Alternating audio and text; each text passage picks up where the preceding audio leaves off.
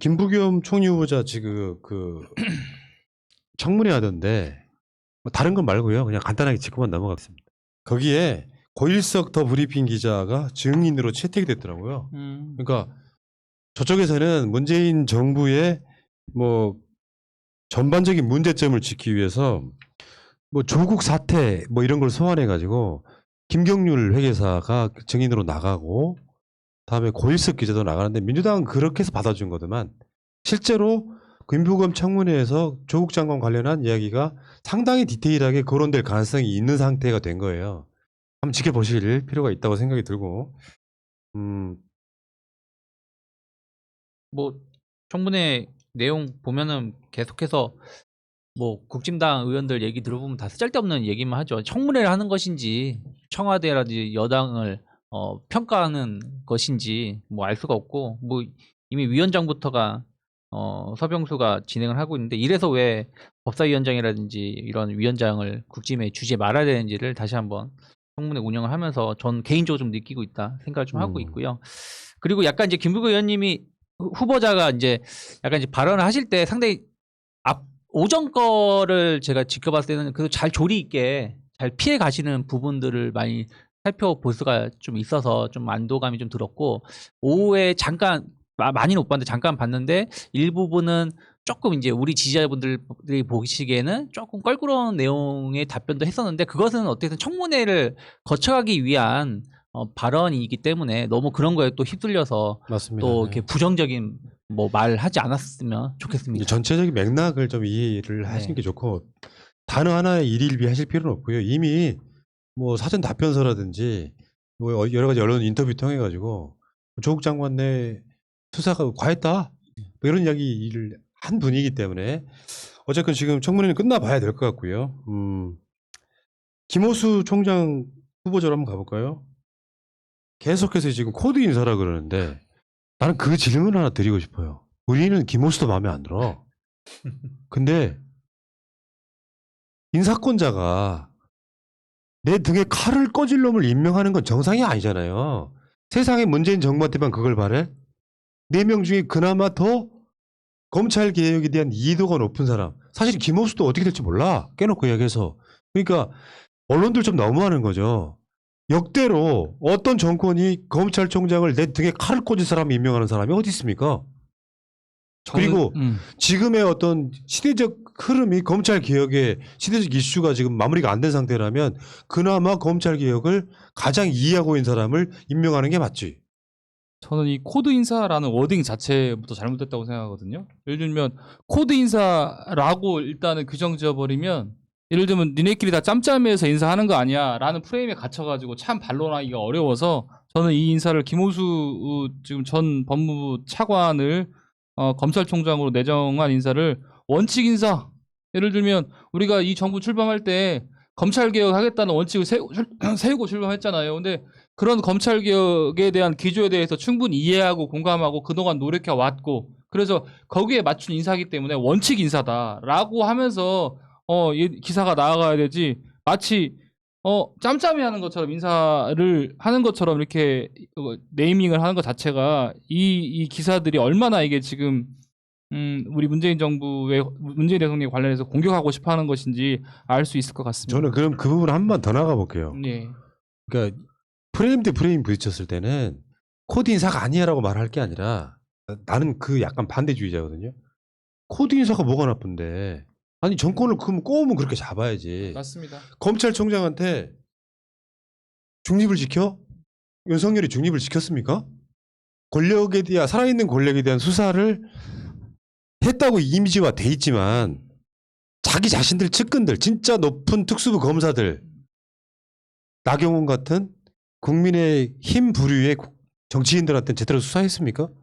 그러니까 오히려 코드 인사라고 하는 것을 저는 비껴가면 안 된다고 생각을 하고요. 대통령은 코드가 맞아야죠. 나는 진보, 뭐 예를 들어서 개혁, 혁신, 이 코드가 안 맞는 사람을 임명하는 사례는 왜 문재인 정부한테만 요구를 하냐고. 아니, 그리고 항상 검찰은 친정부 성향 아니었습니까? 자기들 입맛대로 잘 해주면 친정부 성향으로 했고, 그러니까 압박하고, 그러니까 죄송합니다. 말을 아니 잘못했습니다. 노무현 대통령 때 친정부 아니었습니다. 그러니까 송강수 검사.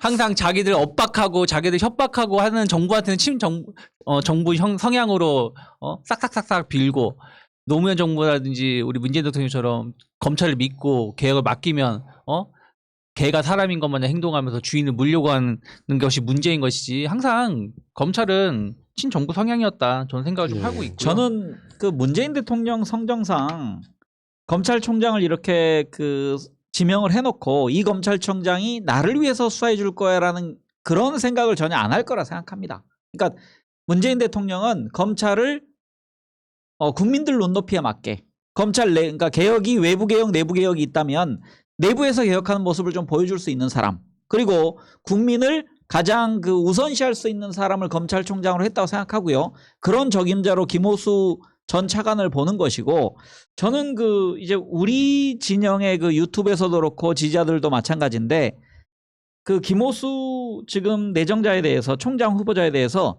지나친 기대도 하지 말아야 된다. 왜냐면은 이분은 우리 쪽을 위해서 다 알아서 뭐 지금까지 못했던 부분 해줄 거야라고 해도 안 되고, 또 윤석열 때문에 생긴 그 화병 때문에 지나친 의심을 하지 말아야 한다고 생각합니다. 그러니까 그냥 김호수는 김호수답게 그냥 하면 된다고 생각하고요. 그러니까 기계적으로도 중집시키는 게 제일 좋은 방법이긴 해요. 그러니까 이제 그 왜 제가 이 말씀을 드리냐면은 SNS에 김호수와의 짧은 경험을 그 쓴 모 여성 검사가 있어요.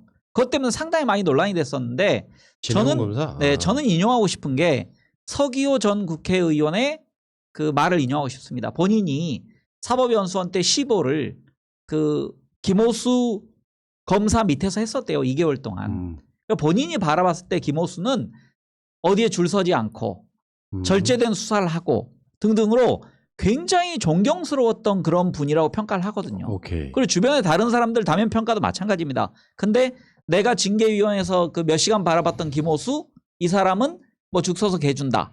그런 일방적 평가를 가지고 김호수에 대해서, 그리고 대통령이 지명한 사람에 대해서 무조건적으로 이렇게 덧칠하는 것, 여기에 대해서 우리도 경계해야 된다고 생각합니다. 근데 어쨌든 이게 친정부 성향이라고 말을 하는 것 중에 하나가 결국에는, 여기 왜 이상직 후보가 의원이 있는지 모르겠지만 월성 원전 경제성 평가 조작 의혹 등 여러 가지 권력형 수사 사건이 남아 있는데, 그러니까 윤석열이 해결하지 못한 사건이 남아 있는데 김우수 검찰총장의 수사 지휘가 방향을 좀 바꿀 수 있다 얘기를 하면서, 이 그 공정성 시비, 그러니까 이 수사 총장 후보자가 이들 사건의 지휘 과정에서 수사팀과 이견을 보일 경우 공정성 시비가 확대될 수 있다는 게 법적의 안팎의 우려 때문이라고 말하는데, 그럼 결국엔 지금 윤석열 체제 하에서 조사를 했었던 조국 사건이라든지 정경심 교수님 사건이라든지 고래고기, 원전, 최강욱 의원 등의 사건들이 다 윤석열의 의중에 따라서 결론을 내려고 노력했다라는 것을 또 반증하는 거 아니에요? 맞습니다. 그러면은 아까 우리가 앞에서 정경심 교수님의 이런 조작 의혹이 윤석열이 시켰다라고도 볼 수 있는 거 아니겠습니까? 그러니까 검찰 내부에서도 뭐 김호수에 대한 비판이 나온다, 뭐 여러 이야기가 있긴 한데, 그래서 이제 언론이 이런 충동질을 하는 거죠.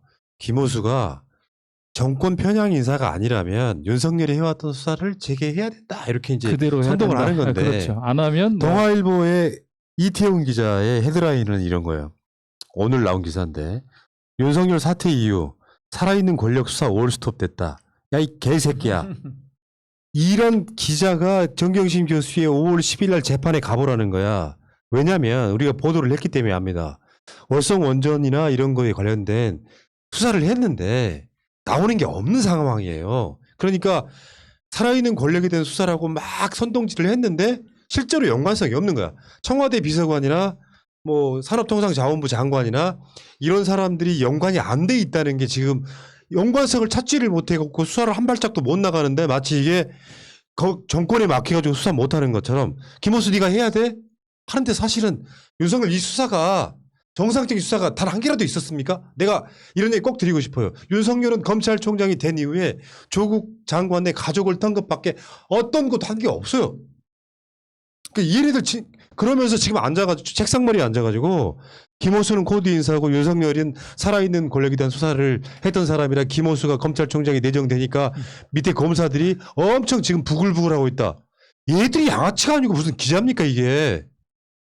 그러니까 김호수 지금 검찰총장 지명자에게 바라는 것은 무슨 편을 들어달라는 게 아니고 원칙이 있고 공정한 수사를 해달라는 것이죠. 근데 그런 수사를 해달라고 하는 것이고 그렇게 하다 보면 지금까지 수사하는 것들이 다 어떻든 간에 윤석열이랑 방향이 다를 수도 있고 잘 마무리될 수도 있는 것이고요. 아까 이제 코드 인사 말씀하셨는데 저는 코드 인사가 그게 바로 원칙적인 인사라고 생각합니다. 아니 같은 생각을 하고 같은 뜻이 있는 사람들이 뭉쳐서 정권을 잡은 것이고 그 정권을 가지고 나라를 그 정신 가지고 나라를 이끌어오고 있는 나라를 같이 통치하고 있는데 그러면 그것을 이해하고 하는 사람들이 뭐 검찰총장이 돼서 아니면 장관이 돼서 운영하는 것이죠. 예, 그렇습니다. 근데 일단은 오늘 제가 본 뉴스 중에 조선일보는 약간 이제 좀 줄을 좀 쓰려고 하는 것이 아닌가라는 뉴스도 봤는데 김호수하고 이제 이성윤하고 약간 비교를 하면서 그래도 김호수가 더 낫다.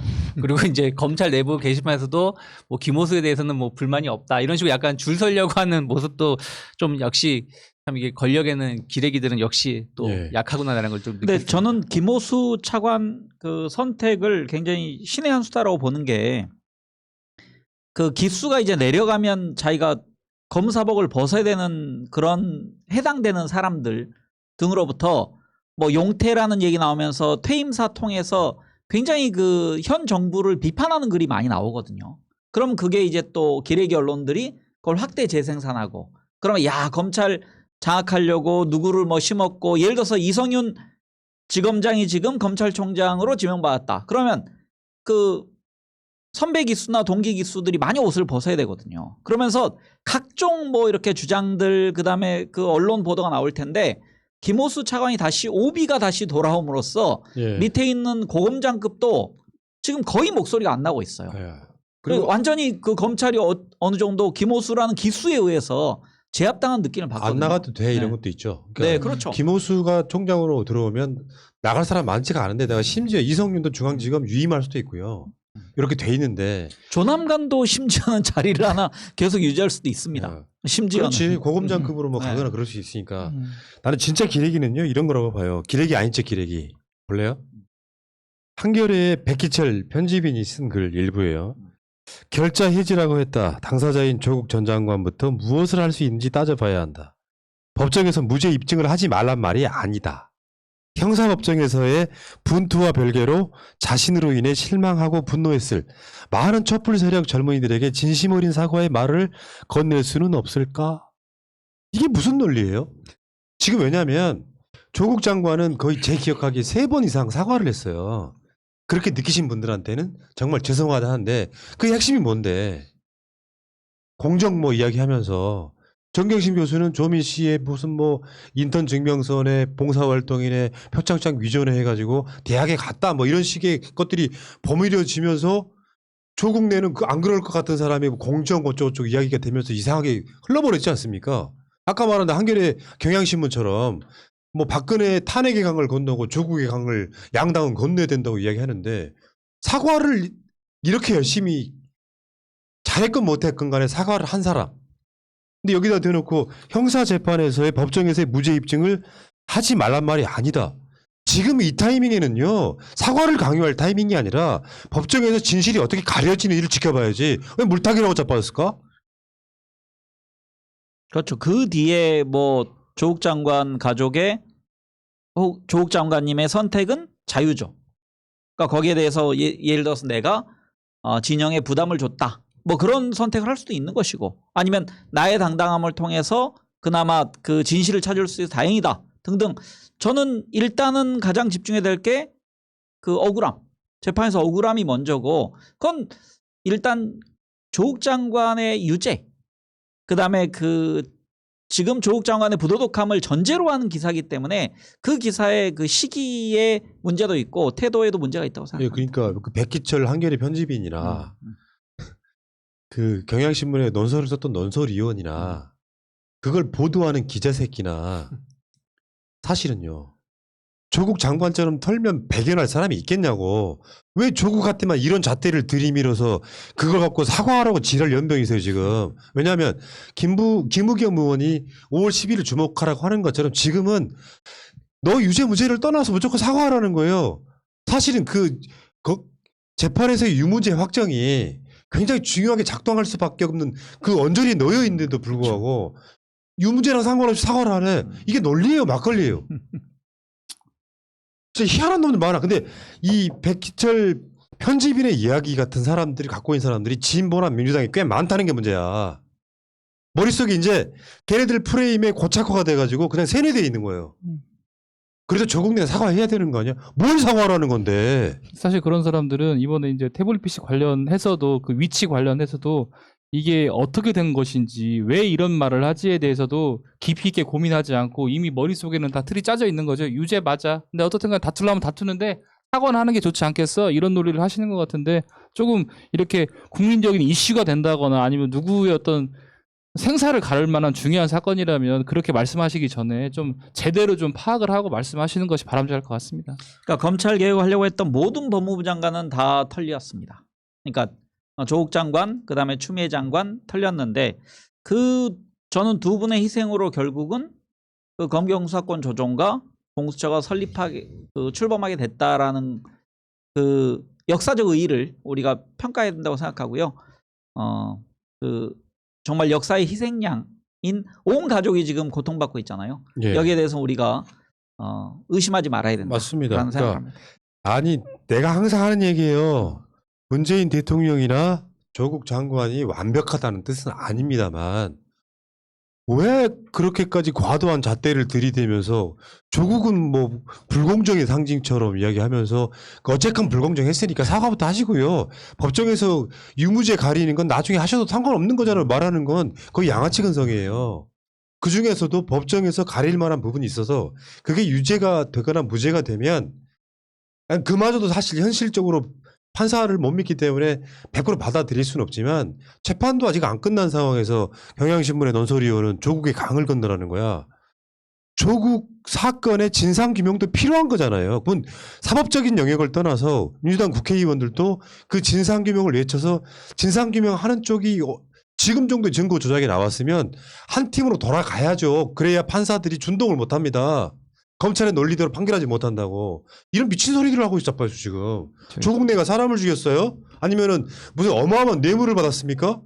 누구나 다 했을 법한 무슨 뭐 인턴 증명서 입시 비리라고 불리우는 거 거창하게 붙이고 하지도 않은 표창장 위조한 거 그게 전부인데 뭘 반성하고 지랄이세요 진짜. 웃기지도 않아 정말. 제가 가끔씩 드리는 말씀인데 한번 입장을 본인들 그 기사 쓰신 분, 논설을 쓰신 분들 본인이 아마 조국 장관 입장으로 돌아가시면 아마 신문 전체를 다 사설로 도배하고 신문 전체를 다 기사로 그 자기 반론하는 기사로 도배를 할 겁니다. 그러니까 그런 상황들이랄까 얼마나 황당한 재판을 받고 있는지 모르니까 얼마 전에 조선들이 나와가지고 뭐 추미애 조국 이야기하고 자빠졌잖아요. 그것은 그렇게 사용될 단어가 아니라고요. 내가 말씀드렸죠. 조국 장관의 사건은 세월호 진상규명하고 똑같은 급이라고 생각하는 거예요. 이 모든 사건에 얼개나 줄기가 진상규명이 필요할 만큼 왜곡되고 현직 촛불 정부의 검찰이 얼마나 한 사람 가족을 도륙했는지를 밝혀내는 사건이고 이게 그대로 유지가 돼버린다면 어떤 정권에서도 검찰 개혁 못한다니까요. 그만큼 중요한 사건인데 뭘 알지도 못하는 것들이 반성부터 하라고. 참 맥락 없는 사람들 진짜로 많아요. 그래서 내가 그런 시각 갖고 있는 사람 중에 대표적인 게 홍준표예요. 홍준표가 김호수한테 뭐라 그랬냐면 권력의 끈을 대 총장이 됐는지는 몰라도 검찰 자존심은 지켜라. 그러면서 마지막에 정권은 유한하지만 검찰은 영원하다. 나 이거 협박으로 들리대. 이 사람은 그런 의도로 썼을지 모르겠는데 진짜 협박으로 들리더라고요. 내가 검찰 출신이라는 건가? 정권은 바뀌고 김호수가 문재인 정권에 줄 서지 말고 간단히 말하면 윤석열처럼 수사하라 이런 의미가 포함되어 있는 거잖아 지금. 저도 검찰은 영원하다 이 말에 너 검찰한테 밑보이면 밖에 나가서 아무것도 못해. 그리고 이게 이제 김호수 지금 후보자한테만 하는 말이 아니라 모든 사람들한테 하는 메시지인 것 같아요. 검찰 이외의 모든 사람들한테. 그리고 나도 이런 검찰과 전직 검사였으라는 그런 메시지를 던지는 것 같고 그다음에 전 여기서 검찰의 존재 이유가 정의구현이다 이 말을 했는데 저는 검찰이 정의를 구현한다는 말은 이건 일단은 너무 검찰을 과대평가하고 높이 평가하시고 저는 검찰은 공익의 대표자라는 말까지는 동의할 것 같아요. 공익의 대표자라는 게 뭐냐면 공공의 이익을 해야 하는 게 있으면 그것이 공공의 이익을 해야 한다는 것은 결국 그게 범죄라는 거거든요. 그래서 공공의 이익을 해야 하는 것이 있으면 검찰이 수사하고 이런 거는 맞는 것 같은데 정의를 구현한다는 것은 정의라는 것은 올바름이고 도리이고 어떤 가치거든요.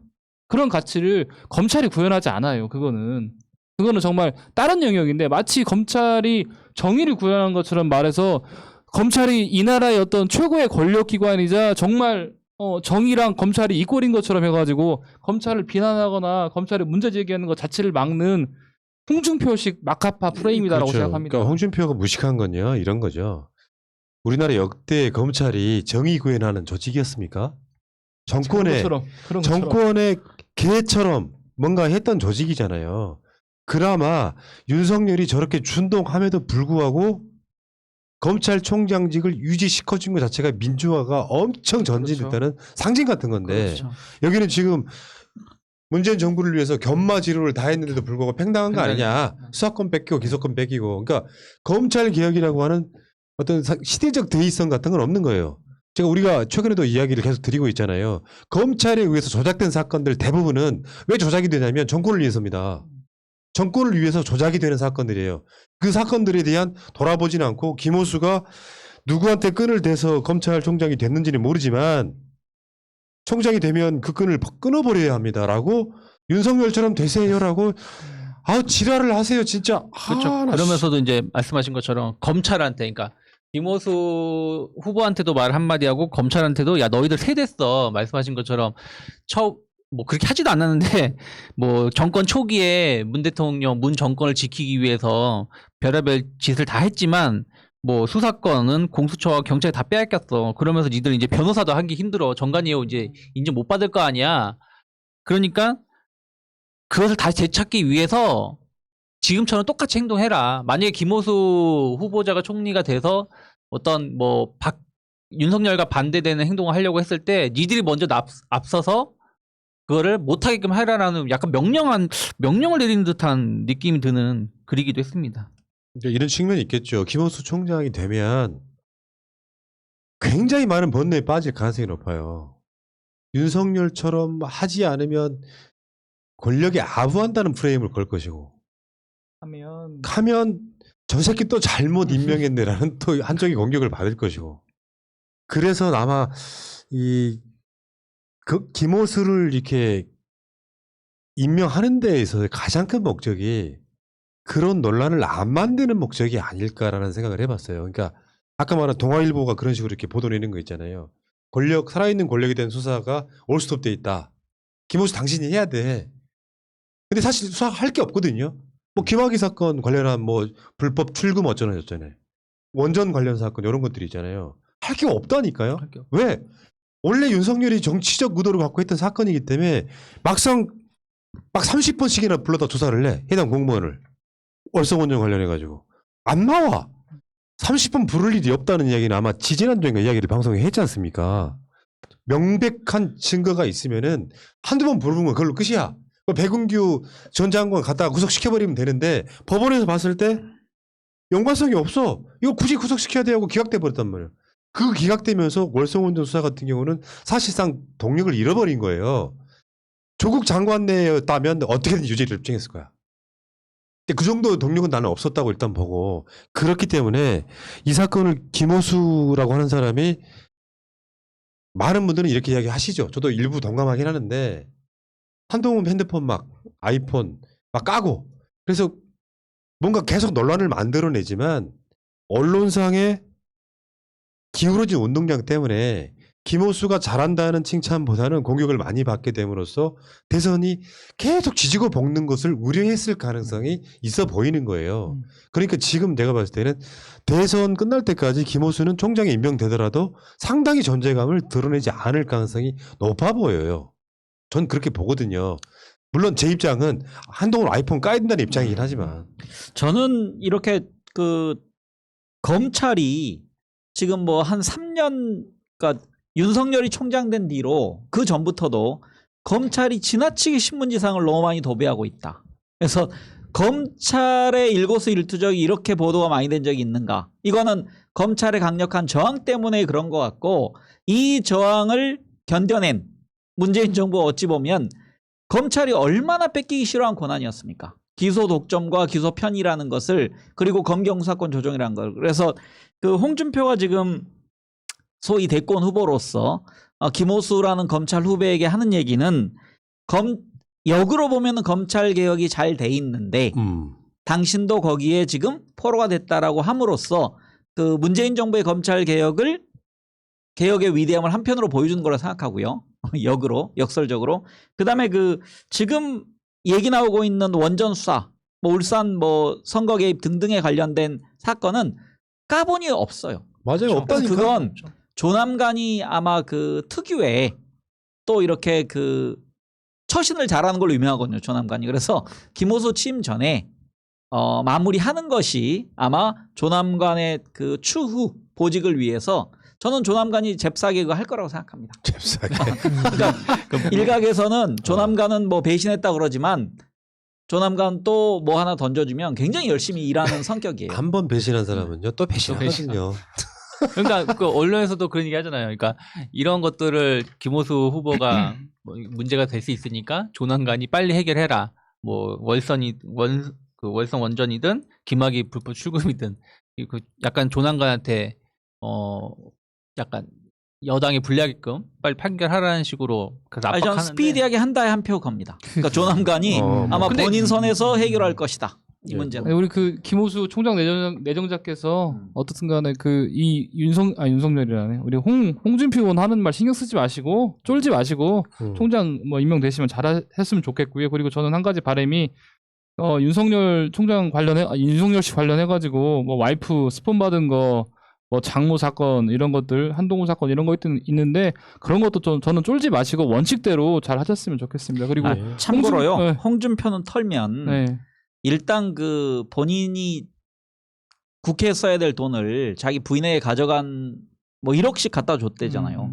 그러니까 뭐 직책 수당 같은 거. 그러니까 그런 거 털면 홍준표는 징역 한 30년 살아야 돼요. 진짜. 그러니까요. 홍준표 아직도 무소속이신데 홍준표는 원래 이런 스타일의 말을 하기 때문에 그냥 뭐가 짓는다로 생각해야지 이거 뭐 심각하게 받아들일 필요 아니 없어요. 근데 하는 거 보면은 역시 홍준표 정도로 이렇게 발전하지 않는 캐릭터 있잖아요.